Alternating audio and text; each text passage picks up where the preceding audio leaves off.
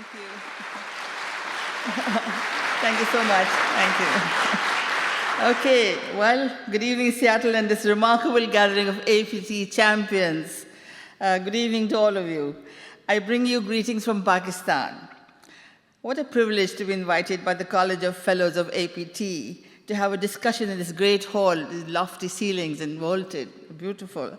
Once a church with amazing architecture, a significant example demonstrating the value of adaptation of historic architecture for contemporary use, and one that demonstrates the importance of reuse of structures to avoid new constructions to conform to the imperatives of today, particularly the principles of circular economy, of recycle, reuse, refurbish, and repair that would lead to carbon neutral outcomes. I was fascinated to learn of the rare mission of APT, dedicated to exploring ways to use both traditional and contemporary technologies in ensuring care and preservation of valuable aspects of the built environment. Thank you, Kyle, Pamela, and Ed, and other members for your warm welcome and meaningful discussions. So here I am, standing amidst you, sharing my experience from a country that is rated among the most vulnerable due to its ever-increasing poverty levels. At the same time, battling the consequences of climate change. As is well known, excessive consumption in global north has resulted in fast depletion of the planet's resources, as well as the high level of emissions contributed by present building construction methods worldwide. Is it not but professionals such as ourselves who carry the responsibility to ensure reduction of carbon footprint in all of our creations? Just by curtailing the use of cement and steel and other industrialized materials and products will help us reach that elusive figure of 1.5 degrees Celsius, as you know, rise per year, echoed by various conferences of parties assembled since the historic COP21 to 2015 of Paris Agreement. So let me just try to start with my slides. Is that, all right. So, right. So a couple of years ago, I said in my manifesto published in London's Design magazine, today we live in an era that is beset with fragmentation and disruptions.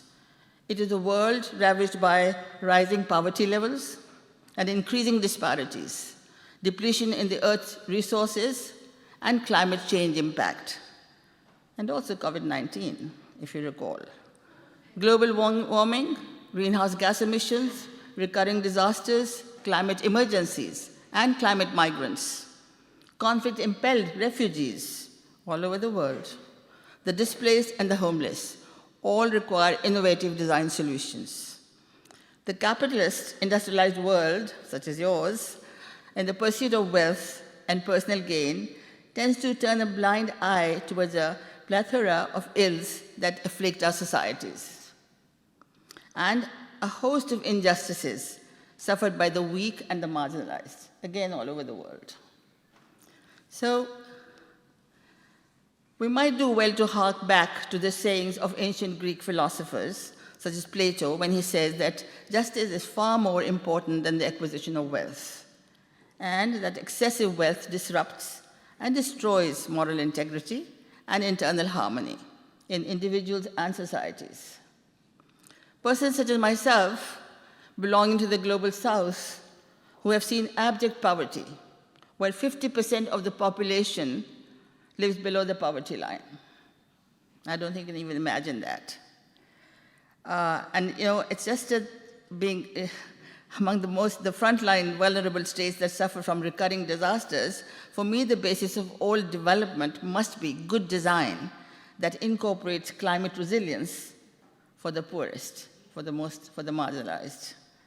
Over time, I've understood that it is not only the privileged who have a right to enjoy well-designed environments. The disadvantaged and those that live on the margins need more, not less design, to achieve a better quality of life. So, oops. All right. So together, we must develop a framework for a change direction in our practices. A majority of us need to relinquish the desire to create imposing megastructures. Are we all not trained to do that? Which have traditionally been commissioned by the likes of the sophisticated Medicis of Florence, the unscrupulous robber barons of colonial powers, the eco-indulgent merchant princes of industrial revolution, and the present day's multinationals and tech giants that promote high carbon lifestyles. We are all aware of the damage caused by the colonial industrial-oriented mindset to the Earth's ecosystem due to wasteful and highly consumptive ways of living and building, as well as excessive use of Earth's resources promoted by the all-pervading capitalist system. So, fortuitously, more than at any other time, young architects, as citizens of a changing world, are seeking a divergent course in the practice of architecture. By bestowing the great honor of the Royal Gold Medal on my work, in a brave move, I believe, the Royal Institute of British Architects, the Prize Committee, and the British monarch, King Charles III, have legitimized the path for architects to serve those who live on the borders. They have sent a powerful message that architects do not any longer need to vie for the attention of the privileged and the wealthy, but equally be ready to serve humanity. The time has come for a majority of architects and other built environment professionals to play a significant role in healing the planet. On the one hand, that requires that we lower the carbon footprint significantly in all that we create, and at the other, to reach out to serve the vast number of disadvantaged populations, and they also exist in every country. So, it is ironic that even though belonging to the third world, only after I had brought to a close my career as a successful architect for 36 years, from 2005, recurring disasters in Pakistan forced my attention towards the vast marginalized section of my country. I had not known about that, much to my shame. As a practicing architect, barring a few projects, I also had indulged in an extravagant, egotistic journey which focused on serving the elite of my country. It took me a long time to realize how I could serve the majority living in my own country. Now, as you might be aware, I'm a committed proponent of learning from heritage. I would like to show you a glimpse of the remarkable heritage that my country possesses. Pakistan is custodian of diverse heritage, ranging from a rich collection of tangible heritage that begins with Bronze Age World Heritage Mohenjo-daro, Hindu, Buddhist, and Sikh remains during the centuries preceding 14th century Sultanate period, such as Makhli World Heritage Site, 16th century Mughal forts and palaces and paradisal gardens, and shared heritage of the British colonial period of 19th and 20th centuries, all lending a diversity to our cultural legacy that is not found in many countries. The intangible heritage has shaped the lives of our people, that is all-pervading and includes Sufi traditions and spiritualism, folklore and folk traditions, oral history and diverse crafts, many still being practiced by rural women that have been passed on to them from generation to generation, from mother to mother. And then the vernacular heritage, from where I have learned the use of sustainable materials, local sourcing, ease of handling, economical in use, and one that is based on age-old local wisdoms. And then there are old medieval towns, walled cities. Oops, I think I had a slide here which I seem to have missed, so let's go back. So then there are the old medieval towns, walled cities of my country, and also of Europe, that provide us so many directions towards converting our urban centers into eco-urban enclaves. Replete with a host of zero-energy solutions and passive cooling techniques, they point towards directions, towards innovative ways to deal with today's energy crisis. So here's one.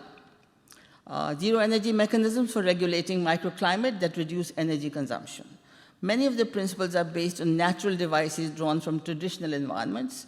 This is a book on documentation that I had authored on documentation carried out in 1979, when I wrote about the historic town of Thatta with its distinctive wind catchers and beautiful lime-stabilized mud-plastered walls. This is all something that we had in my country. And the sketch of a wind scoop shows how prevailing wind is drawn into the house, providing natural cooling throughout the house. So there's another one that I want to show you, which is in Peshawar. It's a wonderfully decorated 19th century mansion in Peshawar's walled city, which I had the privilege to conserve. The courtyard configuration creates its own microclimate within the building itself, without relying on any mechanical means. It's at night time, the cool air so it's stored within the courtyard, and then gradually it starts to warm up, but keeps the surrounding rooms cooled almost throughout the day. And then, of course, there's a Lahore Fort. In the early 2000s, on behalf of UNESCO, I had the opportunity to co-author the master plan for World Heritage Lahore Fort, where water fountains and introverted atriums cool the surrounding structures. Just that bit of water that helps that. And then there's also the paradisal Shalimar Gardens in the 17th century Mughal Lahore, designed as the reflection of paradise on earth, as you might know, which shows the use of an expanse of water and small fountains for natural cooling. It is from methodologies such as these from which I understood the value of ancient wisdoms and traditional techniques for providing buildings of great comfort, utilizing minimal energy. And then, there is the old town. Many lessons, I believe, can be drawn from our energy-efficient traditional inner cities, many of which have several attributes for creation of low-energy humanistic urbanism.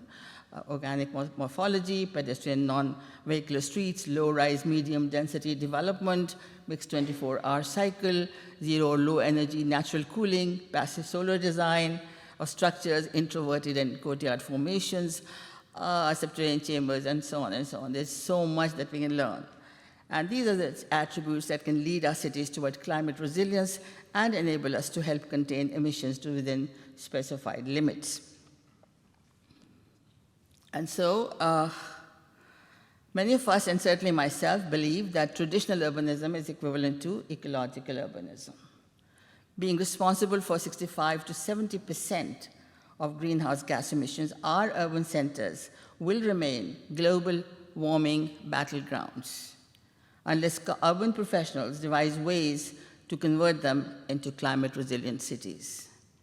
As I explained, traditional urbanism is a result of local wisdom, use of sustainable materials, and techniques for minimizing the use of energy. Thus, we need to adopt design principles that can help transform our present wasteful, I believe, urban centers into low-carbon eco-enclaves.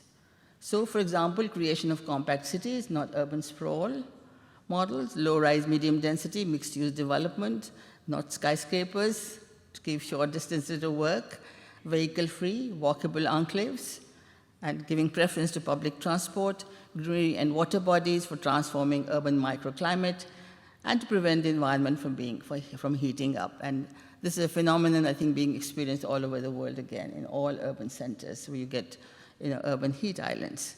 And then adopt low-impact hybrid architecture that minimizes energy-consumptive materials in construction and seeks for net zero solutions. And above all, saving of all heritage as well as functioning contemporary buildings, as any replacement will only add to further carbon emissions. So we have to be very careful. While I hark back to my country's traditional cities, here in the global north also there have been visionaries, such as Louis Mumford and Jane Jacobs. As a well-known humanist, Mumford spoke freely, as you know, about social injustices in society. I'm sure if he was alive today, he would have been equally vociferous about ecological injustices in the world, beset with disruptions due to climate change and greenhouse gas emissions. He was fully cognizant of increasingly dehumanized urban environment in the US and wrote extensively against those who wish to give preference to cars and machines over human beings. We certainly need that voice today, I think, and also of another giant, social activist Jane Jacobs, whose impactful Death and Life of Great American Cities and terms Eyes on the Street left an indelible mark on some of us. These two were major voices who influenced my generation by emphasizing the necessity of giving precedence to human beings and social capital over cars and urban expressways. Knowing the increasing severity of disasters all around the world, and disastrous flooding in New York alone just a few weeks ago, I'm told, we know that all of us have to work towards mitigating the grave climate crisis. I believe I need to reiterate the oft-quoted statement, cities are for people, not for cars, nor extensive highways, or imposing structures that undermine human scale. There is an urgent need to humanize our urban centers in order to fulfill the requirement for climate-resilient, ecologically driven urbanism. My own country's urban centers, such as Karachi, a megacity of over 22 million, is also among the most vulnerable due to climate change. So I just wanted to share with you some of the slides of my own city. As elsewhere, rising levels of greenhouse gas emissions due to proliferation of multi-story buildings, not quite as many as what you have, but still, and excessive use of concrete pavements, coupled with unwarranted vehicular movement, Karachi today is beset with urban heat islands and urban flooding, causing heat strokes, deaths, and as well as immense economic losses at the time of monsoon rains. So as many other cities in the developing world, the city of Karachi has become unlivable for the marginalized and the disadvantaged, with widespread urban blight and lack of green spaces or vegetation. So as I have mentioned many times today, urban challenges are primarily due to the construction methods and urbanism adopted by us, all of us, over the last century. In the light of many studies, this slide shows how much damage to the planet is being caused unknowingly by built environment professionals. In the light of the above studies, it is clear that we could play a key role in reducing carbon emissions, all of us here. I thought I should share with you the eco-enclave I have designed and implemented in Karachi, which has successfully dealt with issues of pollution, urban heat islands, and urban flooding. So this is the view of the street that I took up a couple of years ago to demonstrate how even an orphan city, and Karachi city is an orphan because it's nothing but migrants from all over other parts of the country, and how it could be transformed through application of eco-principles. And how can you develop ownership by people themselves? So these are some of the guiding principles that I use while developing Karachi's eco-urbanism potential, using zero cement and zero steel. I use none of them at all. I've not done it for the last, over 2 decades now. And then restricting motorized vehicles for clean air, preventing demolition of historic and other buildings to avoid new construction, converting street and urban spaces for outdoor recreation and cultural activities, Miyawaki-style street forests for absorbing carbon dioxide and cooling the air, aquifer wells, porous pavements, and biodiversity through greenery and plantation. And so I thought I'll just quickly share this with you. The main tenets here are no to cement, no to steel, yes to terracotta pavers, yes to biodiversity, and yes to water conservation. There are various components of the eco-enclave, and you can see 12 heritage buildings, 4 Miyawaki-style forests with 600 trees that have grown to 20 feet in 20 months because of the water conservation we could carry out, and also because the way the whole place is planted, 3,000 square feet of terracotta permeable pavements, not impervious steel pavers, cement pavers, or concrete pavers. And then, of course, lots of sponge surfaces which will absorb the water, and aquifer wells that just keep on replenishing the aquifer and just keep on, really every bit of water is drained into them. So very quickly again, you can see the difference before and after 20 months. Very quickly, just to show you how it can be transformed, how things can change very quickly, and so on. And so this is what finally the whole place does look like. And you can see the attributes here. You can see the sponge surfaces, terracotta cobbles, aquifer wells, and Miyawaki forests, and then, of course, climate-smart water conservation. We've not wasted a drop of water since this was built, and we had severe flooding last year, but we absorbed the water from everywhere in the surrounding area as well into the streets, so there was no flooding whatsoever. And so this cultural venue, all kinds of activities can be done there which could never be even imagined before, and so on. So I'll just share very quickly with you what I'm trying to do, and I think it's possible to use many of the principles elsewhere as well. So, and this whole sense of ownership that's emerged, which is quite surprising in a city such as Karachi. Recently in Karachi, I formed a,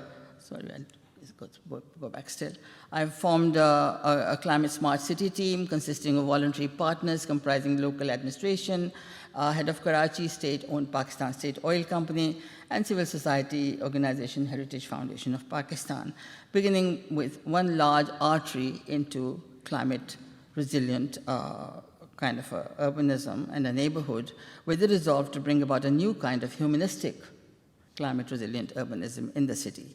Another important step is the establishment of climate resilient urbanism depository to focus on best practices and alternative carbon neutral building materials. I think that's very important for all of us to try to understand what's happening around the world. There are many people who are working on these themes, and we're not alone. But I think we need to be looking at all that and see what is relevant for us. And similarly, with so many different materials that are low carbon, that are carbon neutral, that are being developed all over the world, and we need to see what they are and how they can be used. So in Karachi, some other small streets are also being taken up, converting them into vehicle streets, into eco-enclaves by residents themselves to provide green spaces for women and children, for biodiversity and food sufficiency in urban areas. There's no reason why we can't start growing food in urban centers. And what I believe is that most cities in global north are well-structured and well-maintained. I mean, look at your beautiful cities, how well they are run and maintained.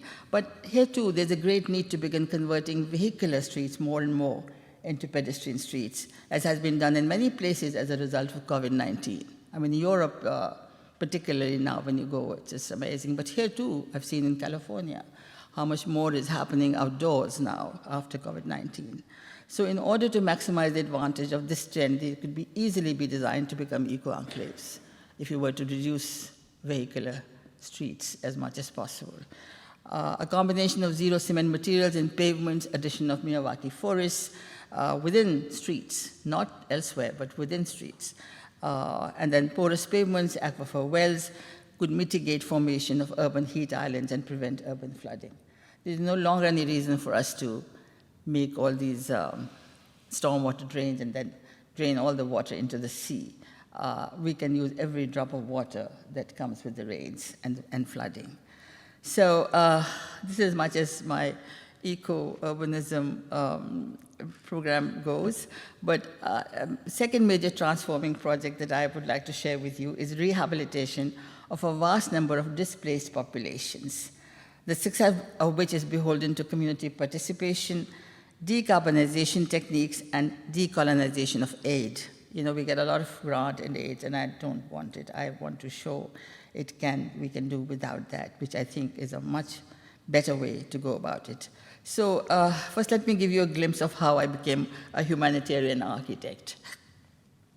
So since 2005, massive Kashmir earthquake, you might have heard of it, by working through various disasters that Pakistan has been confronted with, I learned to build by adopting ecologically and socially just methodologies. Because of widespread deficits and deprivations, particularly among women in countries like mine, for me, the pursuit for justice has been paramount. And the reason why I decided to design a stratagem called Barefoot Social Architecture, or BASA, for the disadvantaged, I felt empathy with those who walked barefoot and had become my fellow travelers. They're the ones that I worked with, since 2005. While the notion of being barefoot may be strange for many living in more affluent societies, such as yours, for me, barefoot is a common sight in our rural areas. It demonstrates the harshness of life, but it has its benefits. You are able to tread softly on the earth and grow up using the planet's resources with great care. It reminds us that all of us have to learn to use the Earth's resources judiciously. We can't fritter them away. So, Baza. This is, as you can see, we are for social architecture, for ownership, dignity, justice, pride. There's so many issues that we need to be tackling. So by devising Baza, I've been able to develop strategies fulfilling the unmet needs of the vast majority in my own country. I found that by focusing on the issues of resilience and sustainability and using locally sourced materials, not imported materials, as well as low impact, low tech practices through participatory mechanisms, it is possible to achieve both social and ecological justice that I mentioned earlier. So very quickly, what are the tenets of Baza? You might have heard of it, but I thought I'll just put it down for you. So it's akin to social engineering for bringing about social change, incorporating environmental, cultural, and technical dimensions, resulting in transformation of mindset from a cycle of dependency to a culture of pride and self-reliance. On the one hand, Baza seeks to democratize architecture and provide people with well-being, dignity, and self-esteem. On the other, it unashamedly promotes zero-carbon footprint structures, using ubiquitous earth, conservative magic lime, and renewable bamboo. While working with marginalized communities, I have stumbled upon numerous design opportunities, unclaimed before. Nobody thought they could be done or should be done, in the pursuit of fulfilling the exigencies of social and ecological well-being of my people. So, as an advocate of zero-carbon techniques, I've learned to utilize only earth, lime, and bamboo as being the most sustainable materials and ones which I have utilized for my humanitarian work all through. These three materials are the mainstay of my seismic and flood-proof structures.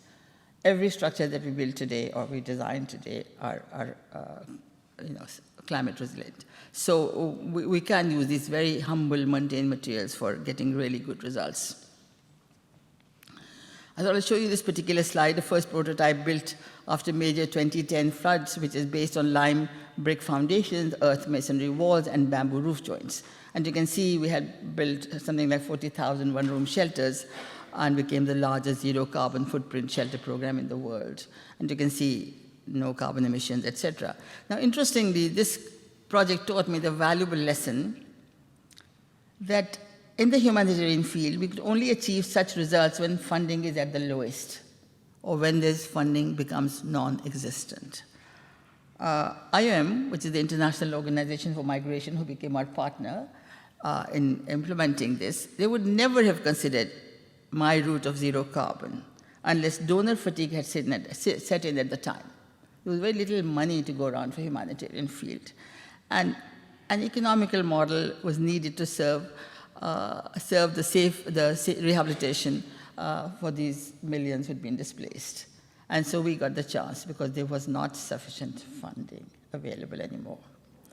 So you can see that it allowed people to do so much more, like creating their own identity with every building, their earth masonry structures.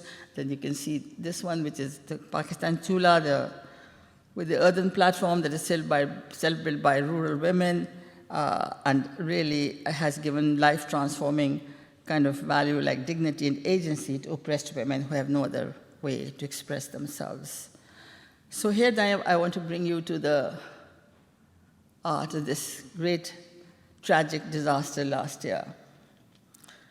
As you might be aware, last year's deluge brought havoc and devastation over 1/3 of my country, resulting in displacement of 33 million people, adding not only to homelessness, but also adding substantially to the figure of 220 million people who are estimated to be facing food insecurity and abject poverty around the world.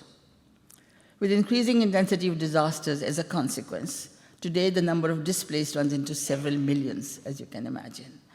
As we know, since global carbon emissions continue to climb, increasingly climate change is contributing to humanitarian crises and cycles of displacement around the world.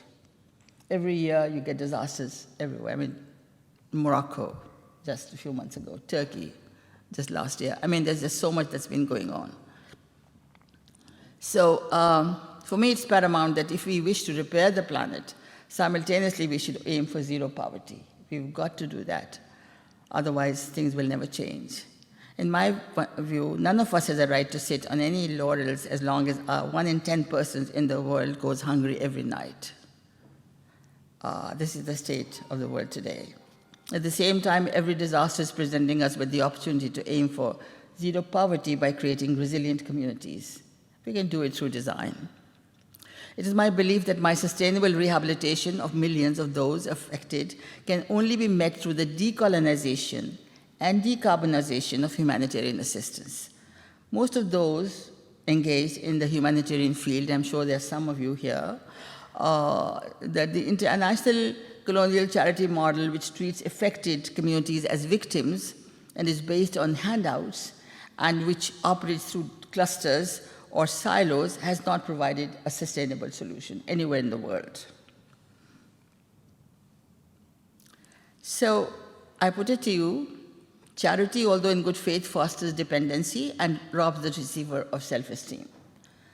Promotion of alien imagery and expensive materials cannot be replicated by the poor, so really they have no relevance. Lack of appropriate knowledge and tools allows only very limited assistance. And women are invariably left behind, even though they are the worst sufferers during disasters. And lastly, high administrative cost of disbursement of aid allows only a fraction to reach affected households.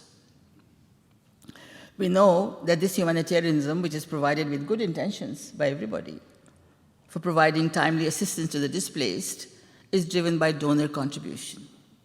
The funding is controlled by aid-giving agencies through INGOs or NGOs who provide assistance selectively, what they think is the need, not necessarily what the need is on the ground.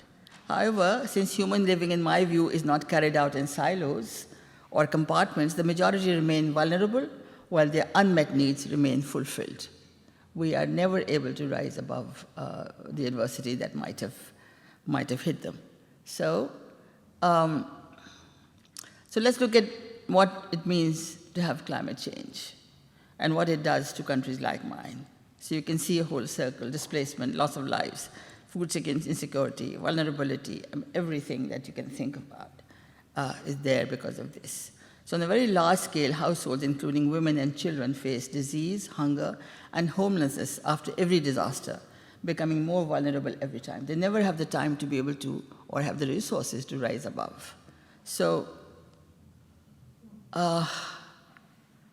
today my effort is to aim for zero poverty by designing disaster preparedness strategies. So avoiding displacement, decarbonizing development, utilizing untapped resources, and conducting development for the people, by the people. It has to be done by people themselves. And so what are the guiding principles? And I've listed them all. I won't read them because you can just see. I just wanted for you to just get a glimpse of how things are in Global South, how things are in terms of climate change for us who live or who are literally in the eye of the storm. And I feel that every country now has to be ready for a similar kind of adversity because we're not doing enough ourselves. So we need innovative methodologies. We need to see that the BEs, my barefoot entrepreneurs, the ones who go and help others, have adequate return, and that so there has to be systematic check for quality control and all the rest of it. So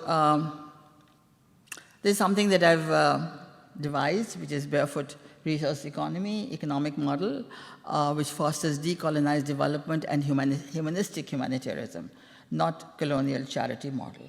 No charity is involved in this. So what are the different aspects of this? Zero carbon, zero waste, and zero donor now. No money from anybody. Communities are equipped to do it themselves. They have to be trained, capacity building, and all the rest of it, which is leading to zero poverty. And there's so many reserves that we can take advantage of, and you can see the whole listing. But I think what's important is that it gives pride and self-reliance, and through zero charity, there's no need to give charity. There's no need for us not to share. There's no need to let them be where they are, but just share knowledge build their capacity. That's all that's needed, not charity per se. And this is what I think has to be seen and perhaps understood a little bit more. And knowledge sharing is something very important. I mean, there can be so much that can be told people, and they can build up their own capacities with that way. And then the community strengths have to be strengthened as much as possible. And then there are a whole list of available resources which somehow we overlook. We don't know that they exist, but they do very much, which give you really low-cost, sustainable, and affordable options for everybody. And then pride, self-reliance, and zero charity. I believe in it very much. These are intangible attributes that lead so much to being able to take care of yourself. And I've seen it happening, and there's just so much in my country alone with the poor that is quite unbelievable once you are able to build the confidence which they don't possess right now. So, and I feel this is where we can see how architecture provides agency, enabling them to create a world of their own. So if they have no garden, but they create a garden by their own imagery. The celestial figures that they probably just dream about, but this is something that gives them a lot of confidence, and they can go ahead with life. And then everything needs to be affordable, replicable, and sustainable. I mean, we've got to just work on that. Without that, it can't be done. And then knowledge sharing and capacity building. There's something that is the basis of everything. We have something called the Lari Barefoot Academy in the villages, where the villagers are trained. They go and they help the others. So this is how I'm scaling up, by building capacity of the people with literally zero funding. And this has to be a solution, because otherwise we'll never get to the large number of people who deserve our attention. So the trainings are done on a regular basis, and we've got an whole army of them who do that. And then utilizing what people's strengths are, because that's all something that we forget that they possess in abundance.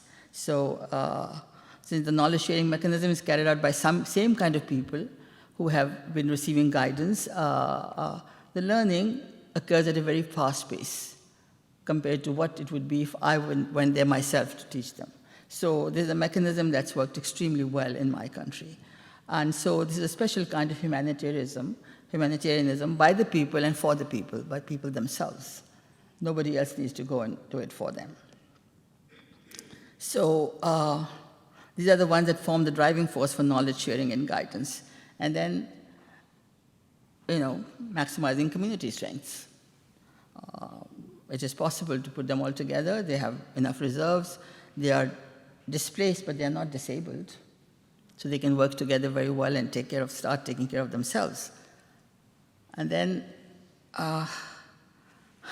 there's my target of 1 million households until next year, 2024. Then I thought I'll just share very quickly. I don't know how much time I have, but whenever I'm going over, then I hope that Kyle will, shout out to me.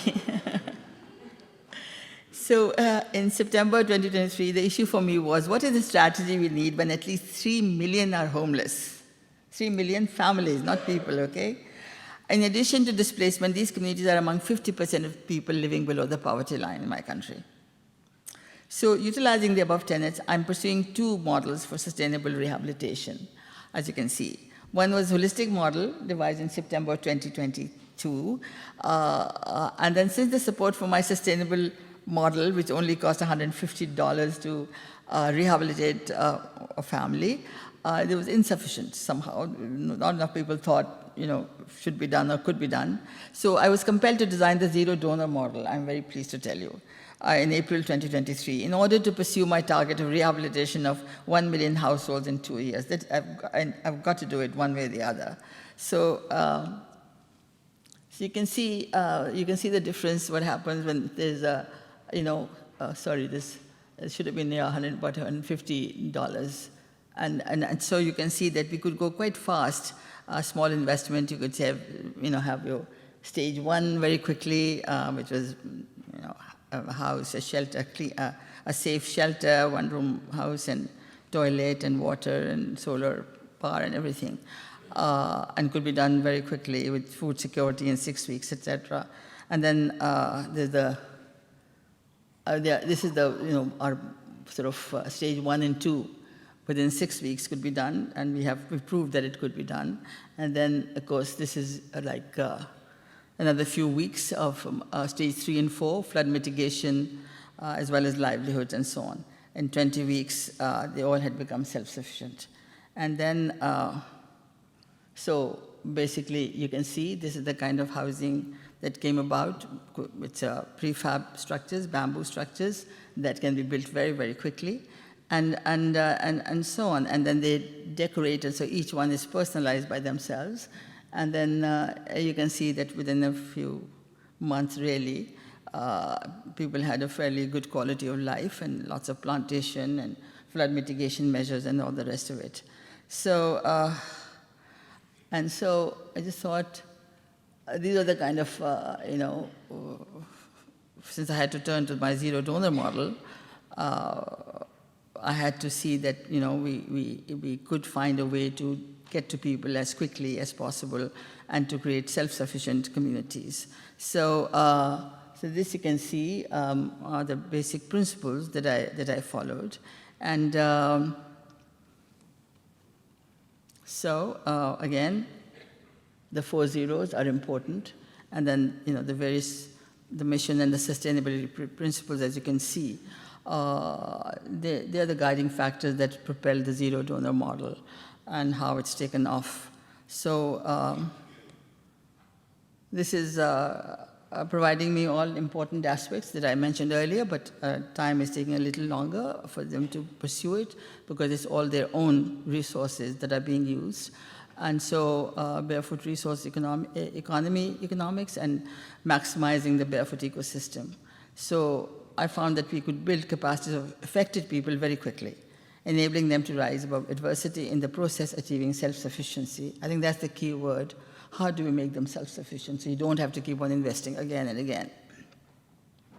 So you can see it takes longer, a few more months, and I will tell you very quickly how it's been done. So there are the different stages and about the time, and they start savings. They start by savings of only $0.14 a day, and then you get into food security. You save another $0.32 a day, and you can have your other facilities, and so on and so on.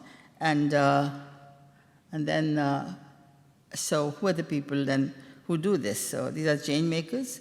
We've covered about 3,500 villages in these last 6 months or so, 230 families, 450,000 males and females engaged in changing their lives. They're all working away. These are my change makers. And then this is the core competency. These are what I call my barefoot brigades, about 350 barefoot entrepreneurs, each earning an average of about 50,000 rupees. And it's a vast jump in the earnings of people who are literally, earning very little just a little while ago. So these are, I'm sorry, I thought we'd convert it to dollars, but it seems to still somewhere else. So do apologize for that.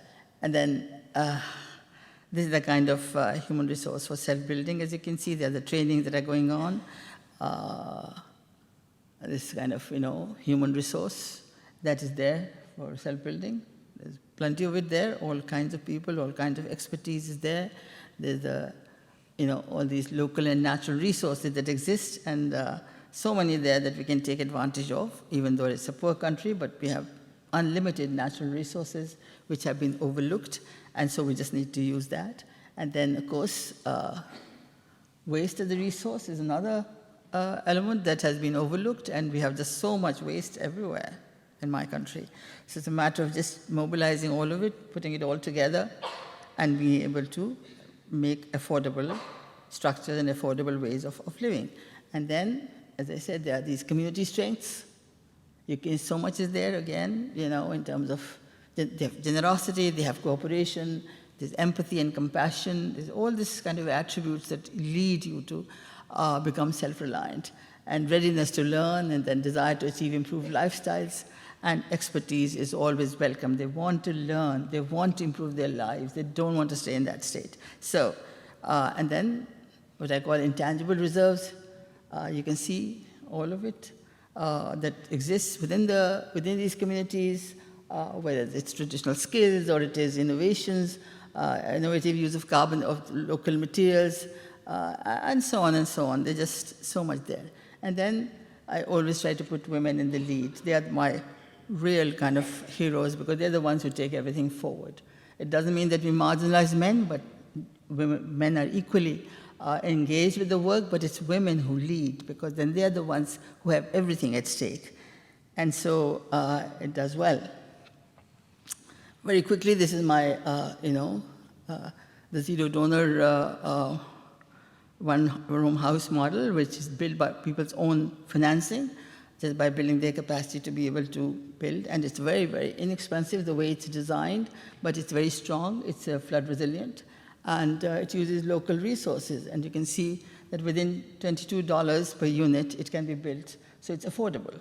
And that's what I think design professionals do, is to take all the resources available and to do them in a manner that it becomes affordable for the poorest of the poor.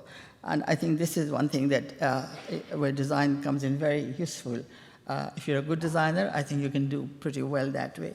And then, so these are, show you my goal, and at least by the end of this year, we will not get our 500,000, but we'll get close of rehabilitation of these people, the way things are going. It's really moving very quickly now that people have built up their own capacities. And so without any funding at all, you can see possibly that although so far we built 26,000 of self-built and self-financed earth brick one-room houses, and with bamboo roofs at $22, as you saw. And so expected outreach of community today is 200,000, but we hope to reach over 400,000 by December of 2023. And all of these people will be food secure, that's for sure. And then 67,000 washrooms and 73,000 one-room houses are expected to be completed. But next year, I'm not sure whether we'll have all the 1 million, I hope, rehabilitated, but I'm not sure whether they'll all get their housing. But they'll be close. I mean, I feel that, we'll be close because now everybody's learning how to build and they can do it with their own resources, so they're not dependent on anybody anymore. It's all within themselves, and the more they see that others are doing it, the more they're able to do it themselves. And so it's going well. So, so now an economic boom in the area is emerging as more and more people are engaged in the supply chain process, because everything is being supplied from local sources by local people. It is clear to me that the route of decarbonization, democratization, and decolonization is the only way for us to repair the planet and heal humanity at the same time. We've got to do both. I believe it is essential today that as highly accomplished built environment professionals, all of us to rethink our role, how to rise above personal gain, and to seek the route for greater good of humanity.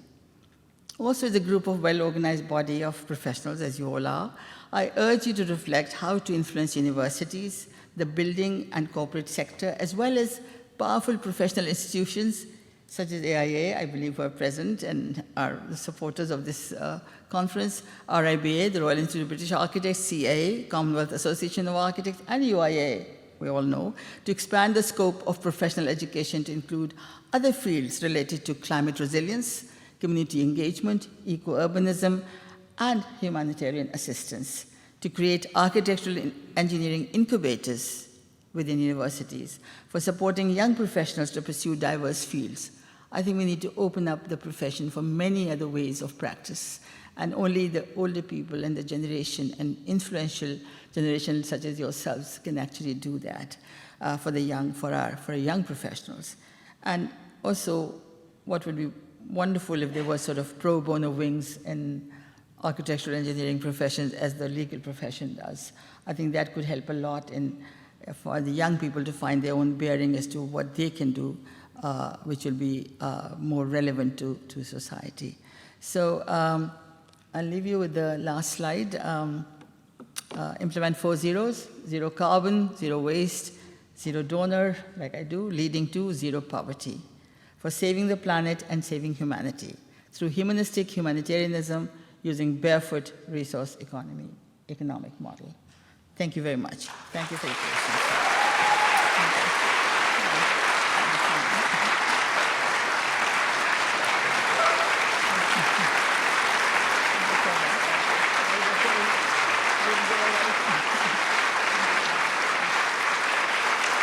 Yeah. Thank you very much. Thank you so much. Thank you. I'm most touched.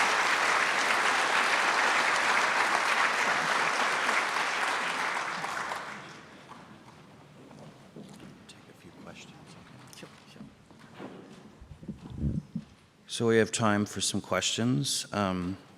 But just to reiterate what Ed said, we'll probably take a few questions now, but then tomorrow morning we have a breakfast scheduled starting at 8 a.m. We'll go probably for an hour and a half or 2 hours. But Yasmeen has offered to do a gathering there on the second floor at the Sheraton where we would just have a meet and greet and ask questions and have discussions. So I encourage everybody to attend that tomorrow if you can. In the meantime, we have a microphone here. If there are questions, and there's a microphone in the back, so, and there's another one there. So, questions? We have one here. And if you could state your name and where you're from and the question. Vincent Martinez. I'm from Architecture 2030, one of the sponsors of your talk, Dr. Lari. And I'm based here in Seattle, Washington, actually. What elements of your plan can be replicated and transferred to other communities across the world, do you believe? And what resources are needed to replicate that model because of its self-sufficiency? What could I replicate? Yeah, what could you replicate and what would be appropriate for the model for other countries? Well, you know, all my experience has been in Pakistan, but I know that there are many countries who are in similar state of adversity, if you like, and I think my zero donor model could help many communities to be able to do better. But I think on the other hand, I feel that more and more, if design professionals were to reach out to communities, I think there's a great need in every country to help them because there are design deficits everywhere. And I feel the way our training has been, I mean, I was trained in the last century, but I don't see much of a change in university curricula even today. There are some, of course, who are trying, but not everybody. And I think the design professionals could do a whole lot of work where there are deficits of all kinds. In all cultures, in all civilizations, because every country today has problems of all kinds, whether it's ghettos, whether it's homelessness, whether it's conflict migrants that you have to host. There's much that can be done with them. Other questions? Must be some questions. Yes.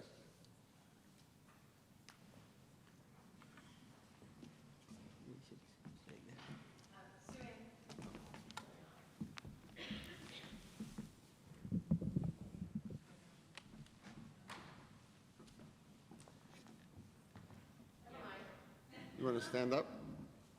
Just stand up. You can just stand up. Is it working now? Okay. There we go. There we are.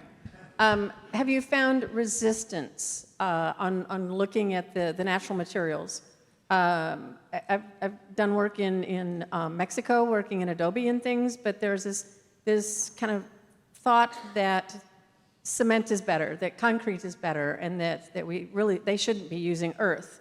Have you found any of that in your work, that there's a resistance to the traditional construction types? Sorry, you have to repeat it for me. Yeah, so have you found resistance, even in your own country, but other places, to using traditional materials? Yeah, that's a very good question. Of course, you're absolutely right. The way all of us have been trained, but also I think generally, I think we thought that we don't need to look back because there are so many new opportunities with industrialization and with the kind of very highly consumptive societies that all of us now see around us, and so there's been no attempt at trying to see how do you curtail this overconsumption of resources. And so even today, I mean, for instance, World Bank is coming in with $600 million to help the flood, what they call flood victims. But again, it's all about concrete and high carbon stuff, and everyone costing something like 350,000 rupees. That's about $150 or something, I think, and so on. And so, how many will they reach? There's no understanding. And this is the tragedy of every place, really, because people who are decision makers, I don't think are aware how the world has changed. But I think more and more becomes our responsibility as professionals to really teach them. Because why should we be guided by people who don't know, who are not aware? And as you've got heightened sense of everything, really, in terms of you're sensitive to the environment, you know what's going on, you know what's going to happen. So I think, in a sense, we need to have lobbies of our own to influence politicians and governments to do the right thing, and aid-giving agencies. This whole charity business must stop. We should all be sharing knowledge with each other rather than that. So, yes, I agree. We have to break that barrier somehow. Other questions from, yes, two.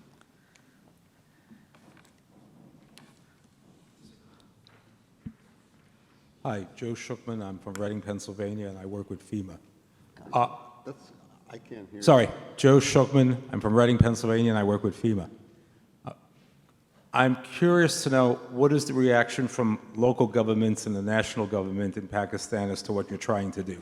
Are they supportive of your effort? Are they opposing your effort?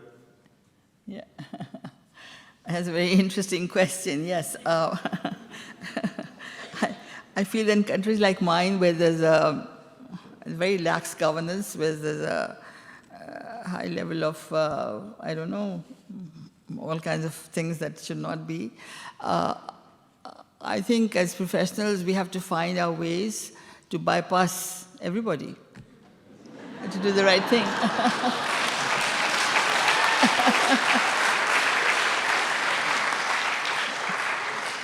Because why should we be compelled to do something that we don't believe in?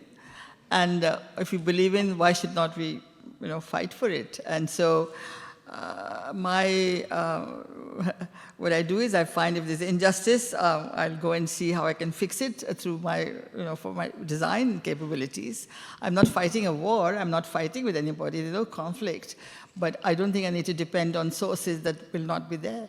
But I know that people who need help are there. They want help. And I think as professionals, we need to go and help them. So whichever way it works, as long as you don't overstep, but everything is okay. Is there another question? Hi, Kim Butt, trainer HL. I'm from San Francisco. Kind of following up on that, I'm curious, who owns the property? Who owns the land that the houses are built on? Yeah. And I'm also curious about what the occupants do for work to earn the money to build their houses. How do they? Why? How do they What do they do? accumulate enough savings? Okay. Yeah. Well, that requires, I think, a fairly kind of, complex sort of answer. First of all, of course, the poor in any of our countries don't have any rights. So there's no right to land, there's no right to living even. You might have a canal running by you with water, full of water, easily available to the rich, but the poor who live by the side will not get a drop of water. So there's this injustices galore if you look at the marginalized sections, and they have no voice. So I don't think we need to worry about where they are, where they live, whether they have the right or not, because they have to live a life.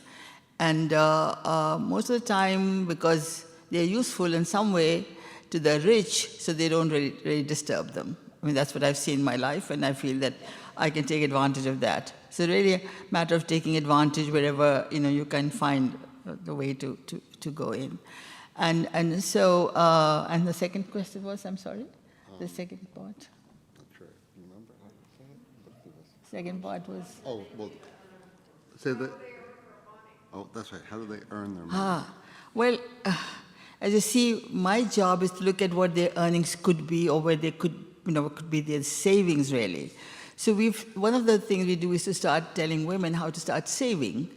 And they give up cigarettes, they give up all kinds of other kind of things, and they save this very little money. It's very little, and they are able to do that. So mostly it's that money, but also what is amazing, the generosity of people around. So whoever can help helps them to build something.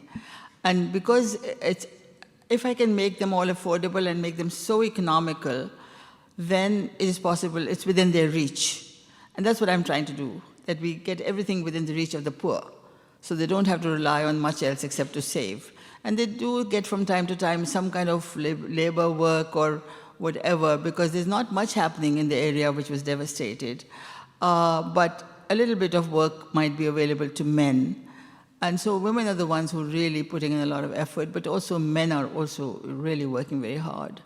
And most of it is to till the land, most of it is to collect waste resources, most of it is to just gather everything from around you and use it. So we don't use much that takes too much money. And so it's a very meager amount of money that you have to start collecting every day. And when you save that little bit every day, it does become enough. So that's how they're surviving. Yeah. Time for another question. One more? Everything exhausted, yeah. Okay. Oh, right there. You get the mic. Great. Hi. So I was just wondering, in these places, are you seeing these as temporary places, or are these now going to be permanent communities that are seen to grow moving forward? Are they temporary or permanent homes for the people? Oh, yeah, well, that's a very good point. Everything that I build today has to be permanent. It's got to be climate resilient. And so if we are working in the flood area, it must withstand flood severity up to a certain point. Of course, we can't predict, even with the best of engineers. I believe there are quite a few eminent engineers here. When we talk of the Richter scale kind of jolts, I remember in Karachi we thought 6.9 might be the highest we had to deal with, and suddenly within Pakistan we got 7.6 Richter scale earthquake. So what do? I mean, you can design up to a certain point, but beyond that it becomes absolutely uneconomical. And you don't know what the disaster will be, but my structures will withstand quite a bit. I mean, in terms of flooding, for instance, unless there's flooding with sort of, chest-high water, and they have to stay there for several months, there might be a problem. But as long as the usual flooding, we get maybe about, less than a meter of flooding, that can be taken care of. And it is very good with storms and very strong winds.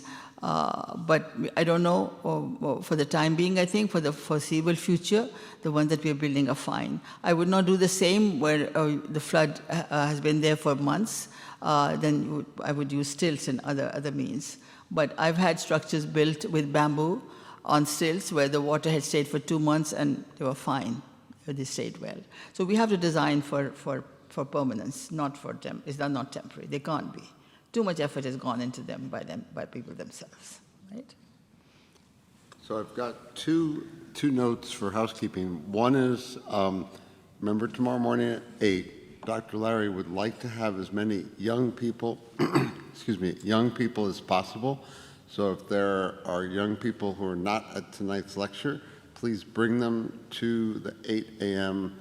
discussion with Dr. Lari. She would be delighted to show the next generation some of the ideas that she's developed, and that she would love to share them. So number one, and then number two, let's give a round of applause and thank you to Dr. Lari.